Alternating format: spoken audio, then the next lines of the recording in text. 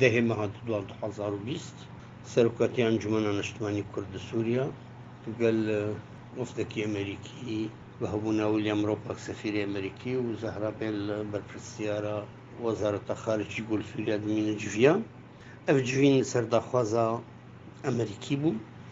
جوینێک احتیاتی بوو دووارێ هەفدی ترێن بەردەوام تێنکردن دناو ئەنجومەنە نیشتیمانی کوردی و ئەمریکانەدە خۆستن نەڕینە ئەنجومەن دەگەلێک مژارات ببیزن ئەنجومەنجی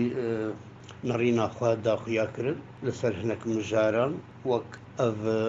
دەستپێشخەریەی گوتێن ji بۆ یەکڕێزیە کوردی و نەڕینا ئەنجومەن divê یەکڕێزی لەسەر ڕەوشە دەڤەرە سەرێکانیە و گرێسپی و عەفرین و کریارێن خراپ دەرحەقی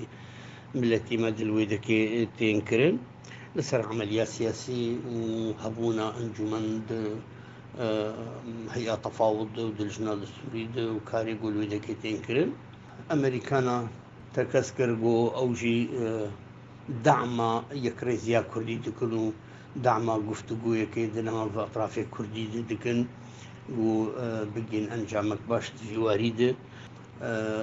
کێف خۆشیە خۆشی داخویاکردن بە گاڤە ئەنجومەنێ بڤکردنە ئۆفیسێ خۆ و گاڤەکە ینی گاڤەکە بجیکردنا ینی مەناخێکی پەیداکەش بۆ حیوارێک کوردی دەست پێ بکرد ینی داما خۆشی داخویاکردن هەلوەستا ئەنجومەنێر دژێ ڤانکریارانە و گوتن ئەمێ vê rewşê û nerîna encûmen bûk hezin devera biryarê li Washington. Tekîd kirin ehemiyeta encûmena niştimanî Kurdî di emeliya siyasî di hebûna wêna di hey'a tefawûd û dijna distûrî de û yanî di din xuya kirin ge em ê dema çi gava bigrin û emeliya siyasî birê ve here û deverek aram jî li Rojhilatê Feratê bicî bibe. يعني وقف لقاءاتنا بردوام بن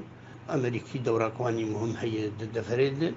وجيتي واني تايبت هي دواري سياسي دبا دواري عسكري دبا مهم من هفديتني بنسبة ما وانا جبوا أمكار من قضية ملتي خوا بريف ببن